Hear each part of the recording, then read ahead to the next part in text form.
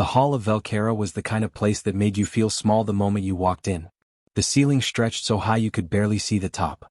The walls were carved from dark stone, covered in old markings that nobody fully understood anymore. Torches burned along the sides, but the light never quite reached the middle of the room. It just sat there, heavy and dim, like the whole place was holding its breath. And it was packed. Warriors had been arriving for 3 days straight. Ships landing one after another outside the gates. Some came from systems so far away that the journey alone took months. There were tall ones, wide ones covered in armor that looked like it was grown rather than built. There were species that communicated through color changes in their skin. There were generals who had won wars, fighters who had never lost a single match, leaders who had entire planets bowing to them back home. They all came. Every single one of them believed they were the right choice. The reason they came was simple. Velcara. She sat at the far end of the hall on a raised platform, in a chair that looked more like a throne made of pale bone and glass. She was the last fertile female of the Velthani, an ancient species that had been slowly disappearing for over 200 years. Not from war. Not from disease. Just fading. Their numbers dropped generation after generation until almost nothing was left. The elders had tried everything. Treaties, relocation, medical programs. None of it worked. The only real hope left was Velcara, and the old tradition tied to her, the rite of binding. The rite was old, older than most of the species standing in that hall. It said that Velcara could only bond with a champion. Not just anyone. A true champion, someone who proved themselves worthy through 3 trials. If she accepted the bond, their bloodline would carry forward. The Velthani would survive, changed but alive. If she refused, that was it. End of the line. She had been refusing for 3 days. Every warrior who stepped forward got the same thing.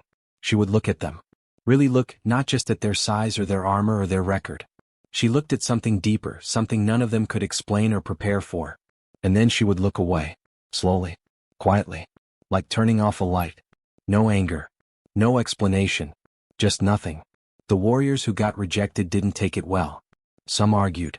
One famously large Kreth commander stood there for 10 full minutes refusing to leave, insisting she had made a mistake. The guards eventually had to escort him out. Another challenger, a decorated psychic from the Dun worlds, tried to reach her mind before she could reject him. She shut him out without even blinking. He walked out looking pale and confused, like he had knocked on a door and found only empty space behind it. Old Oro stood off to the side of the hall near a carved pillar, watching all of it. He was the head of the Velthani Council, the oldest living member of the species, and he had been carrying the weight of this for longer than anyone else in the room. His hands rested on a long staff, not for balance but just to have something to hold. He had not spoken much over the past 3 days. There was not much to say. He had hoped this gathering would be different. He had sent out the call to every corner of the known galaxy. He had made the invitation as wide as possible, accepting entries from species that normally would never have been considered. He thought surely, among hundreds of the greatest warriors alive, there would be one that she would accept. But Velcara had not moved. Had not leaned forward. Had not shown a single sign of interest in anyone who stepped into that hall. Oro watched her now from across the room. She sat perfectly still, hands folded, silver eyes calm. She did not look desperate. She did not look sad. She looked patient, which was somehow worse. Patient like someone who has already accepted a bad ending and is just waiting for it to arrive. The line of challengers was getting shorter. Outside, through the thick stone walls, you could hear the wind moving across the plains of Velcara. It was a dry, low sound. Almost like a warning. Oro tightened his grip on his staff and said nothing. Time was almost gone. Nobody noticed him at first, and honestly, that made sense. Every other challenger who had walked through the gates of Velcara over the past 3 days had made an entrance. Ships with markings on the hull. Honor guards walking ahead of them. Translators, advisors, personal equipment carriers. One general from the outer systems had arrived with an entire band playing something loud and aggressive while he walked slowly down the entrance path like he was already winning. Jake arrived on a cargo freighter. Not a military vessel. Not a diplomatic ship. A cargo freighter that was making a regular supply run to a nearby station and agreed to drop him off for a reasonable amount of credits and apparently, a large bag of ground coffee beans that the crew had been eyeing since he boarded.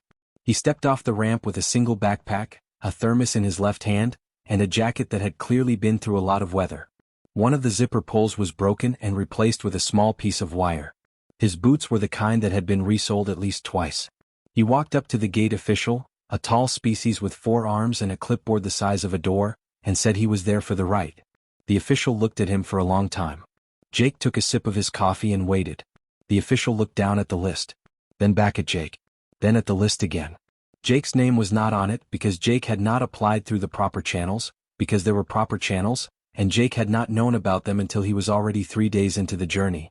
So he had sent a message from the ship, a short one, just saying he was coming and asking if late entries were allowed. Nobody had replied. He came anyway. The official, after what seemed like a genuine internal debate, let him through.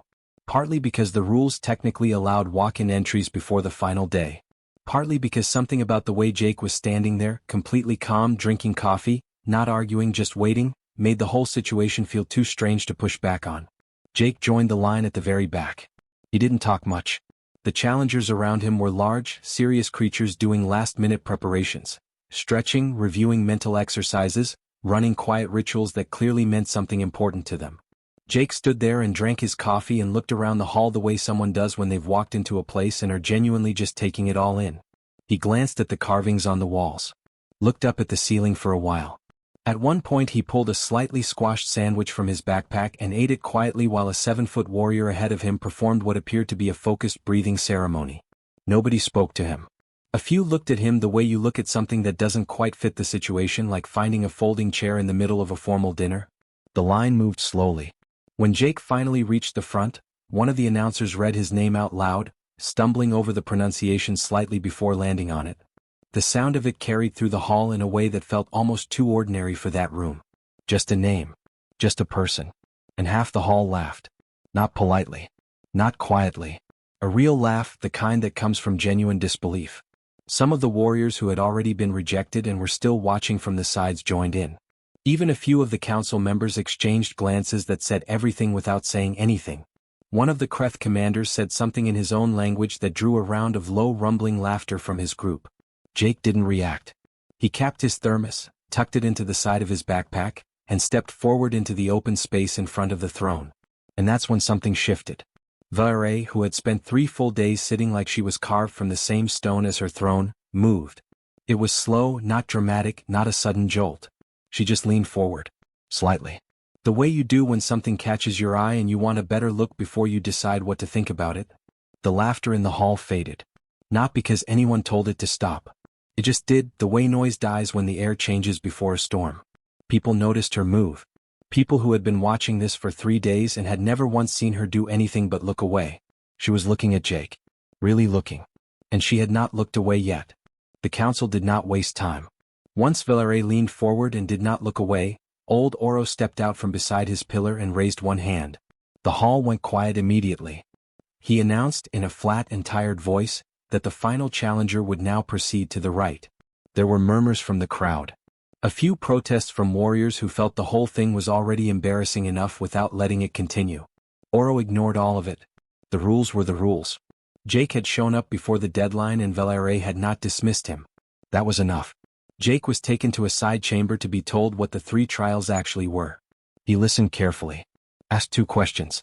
Nodded slowly. Then asked if he had time to finish his coffee before it started. The official stared at him.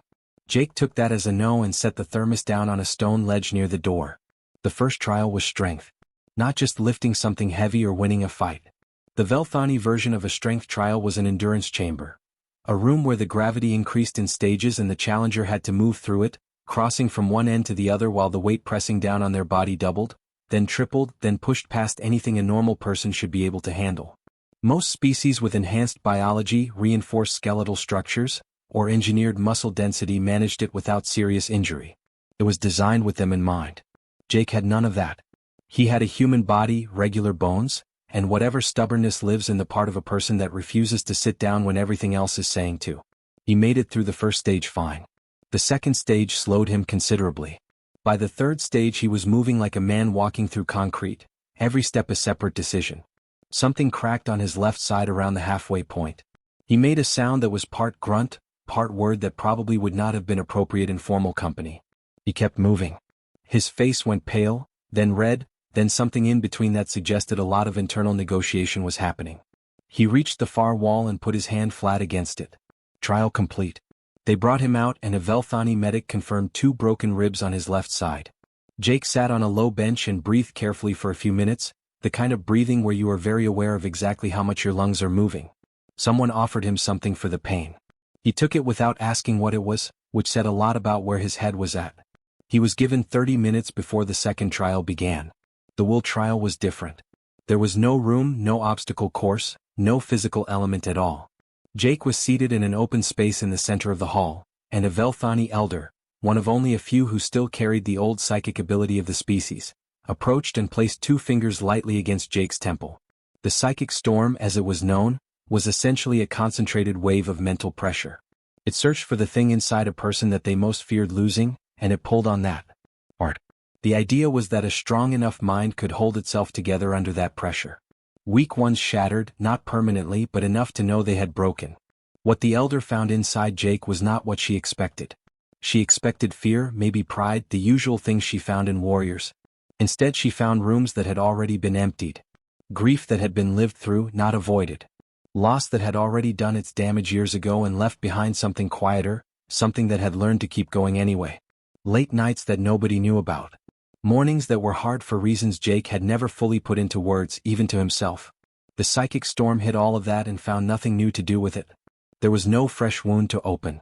The pain was old and settled, the kind that doesn't shatter you anymore because you already survived the shattering. The elder pulled her fingers back after less than 2 minutes. She looked at Oro. She did not say anything but her expression said quite a lot. Trial complete. The third trial was the puzzle. It had been part of the rite for centuries. A sequence of interlocking problems, mathematical, spatial, and logical, built into a physical object about the size of a large box. Every face of it connected to every other face. Solving one section changed 3 others. The current record was set by a Dune strategist at 51 minutes, and that was considered extraordinary. Most challengers took 2 hours or more. Some never finished at all. Jake sat down in front of it, tilted his head slightly to the left and started turning pieces. He did not approach it the way the others had, systematically, layer by layer, the way you were supposed to. He kept jumping between sections in a way that looked almost random. A Velthani observer watching nearby started to say something about the correct method, and Jake said, politely but clearly, that he was fine, thanks. 9 minutes and 40 seconds later, the puzzle clicked into its final position. The room was silent. Jake leaned back and looked at it for a moment, then looked around like he was checking if he had done something wrong. The council erupted. 3 members were on their feet immediately, saying it was impossible, saying he must have been given the solution in advance, saying the object needed to be inspected for tampering. Oro let them talk for a while before raising his hand again. The puzzle was examined.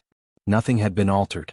Jake had simply solved it the way someone solves something when they have spent their whole life surrounded by problems that don't follow normal rules, and you stop expecting them to, and you just start looking for whatever actually works. Jake picked up his thermos from the ledge near the door where he had left it. The coffee was cold by now, but he drank it anyway. Nobody moved. That was the first thing you noticed? The entire hall, packed with warriors, council members, officials, and observers from dozens of species, had gone completely still. Not the polite stillness of a formal ceremony. Something deeper than that. The kind of stillness that happens when something occurs that nobody has a script for. Valere was standing up. She had been seated on that throne for 3 full days. Through hundreds of challengers.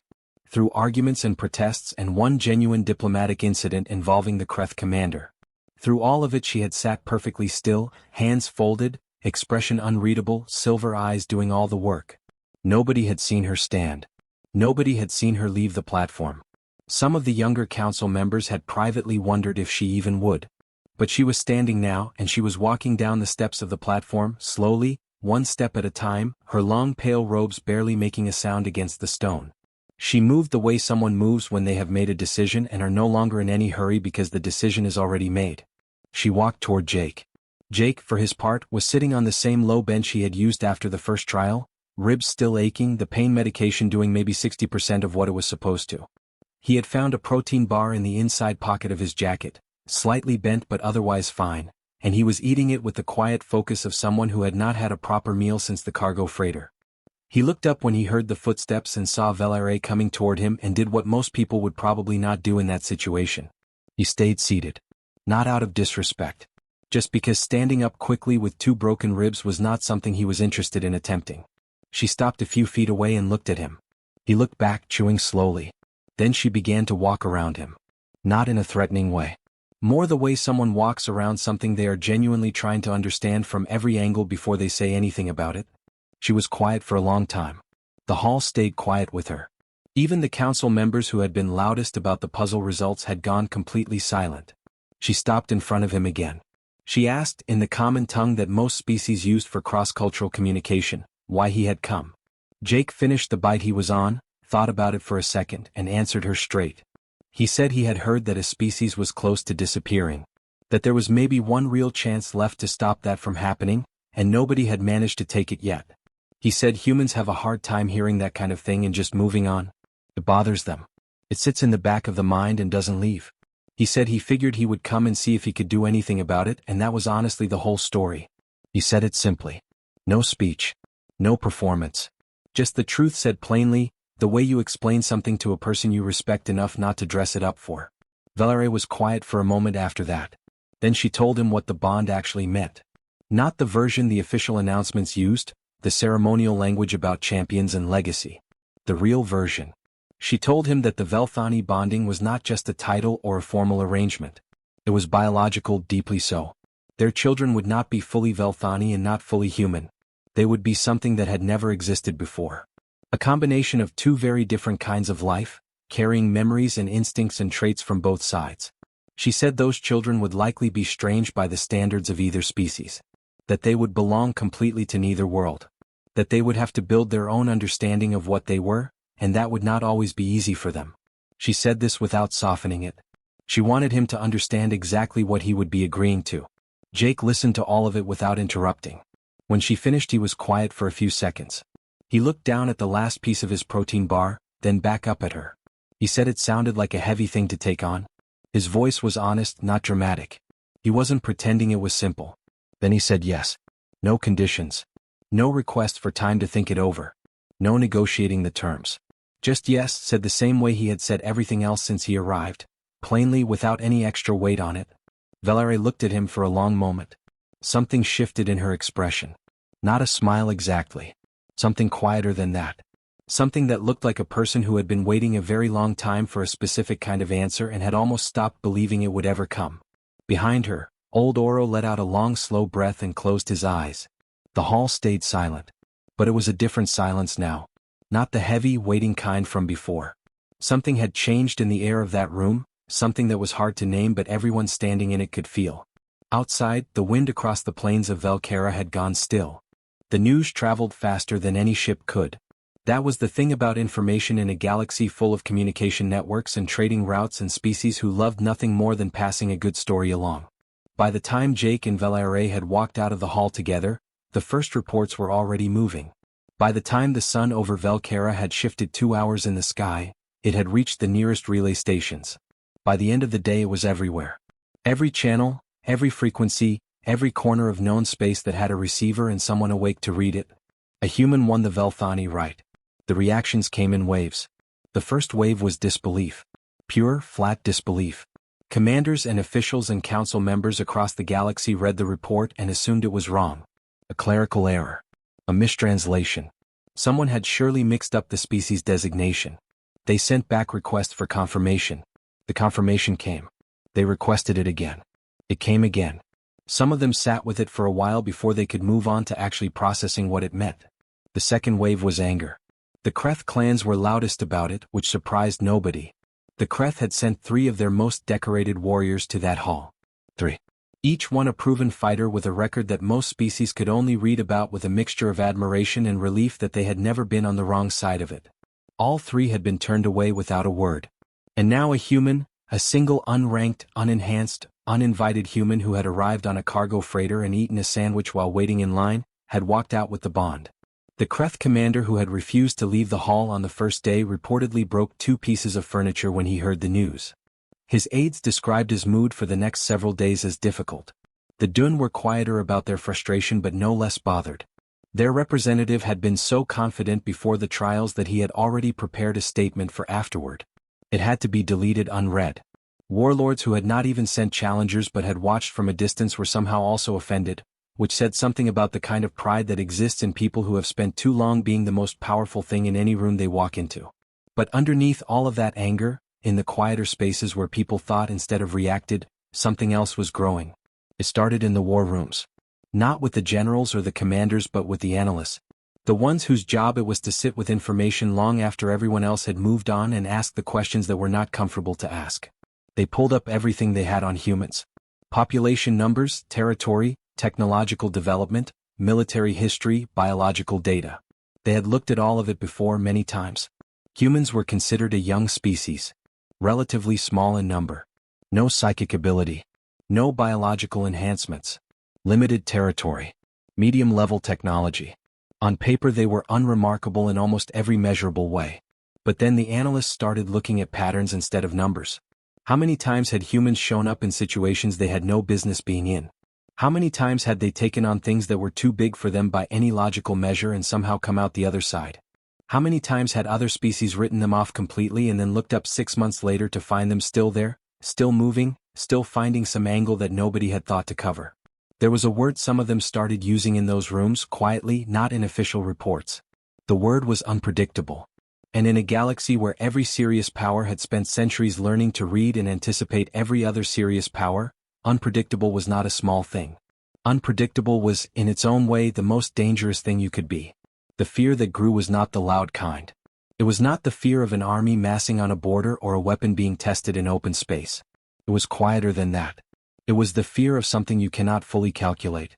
Something that does not follow the rules you built your strategies around. Something that shows up where it is not expected, does what should not be possible, and seems genuinely unbothered by the fact that it was not supposed to work. That was the fear. And it settled in and stayed. Meanwhile on Velkera, as the sun went down and the sky turned a deep shade of blue that does not have a name in any human language, Jake and Valerie stood outside together on the open plains where the bonding ceremony would take place. The wind was low and cool. The grass, if you could call it that, moved slowly in long pale waves around them. The first stars were starting to show. The ceremony itself had been simple. A few words spoken by Oro in the old language, a formal acknowledgement from both of them, a mark made on each of their wrists in the Velthani tradition. Nothing dramatic. Nothing loud. Just a moment that meant everything and looked, from the outside, like almost nothing. They stood there afterward in comfortable quiet for a while. Then Valerie asked him if he was afraid. Jake thought about it honestly, the way he had thought about everything since he arrived. He looked out at the plains, at the sky getting darker, at the stars coming through one by one. He thought about the children they might have someday, strange and new and belonging to no world entirely. He thought about what came next, all the things he did not know yet, all the things nobody could tell him because they had never happened before. He said yes. Absolutely. Valerie looked at him. She said that was the most honest answer she had ever heard from anyone who stood where he was standing. Every other champion throughout the history of the right had spoken about certainty, about destiny, about being ready. Not one of them had simply admitted they were afraid. She said she had always found that strange because she was afraid too, and she had been for a long time, and it had felt very lonely. Jake nodded slowly and said that made sense. They stood there a little longer under the open sky while the stars filled in above them. The stars did not care about any of it the way stars never do. They had been there long before the Velthani started fading, and they would be there long after whatever came next had already become history. They did not weigh in. They did not have opinions. But the galaxy was watching. Every war room, every council chamber, every trading post with a working receiver. All of it tuned in and paying attention to a small patch of plains on a quiet world where a human in a broken jacket and a worn pair of boots had just done something nobody expected. Not because he was the strongest thing in that hall. Not because he was the smartest or the most prepared or the most decorated. But because he heard something worth saving was about to be gone forever, and he got on a cargo freighter and showed up anyway. And in the end, maybe that was the thing the galaxy had not understood about humans yet. They do not always come when they are ready. They come when it matters.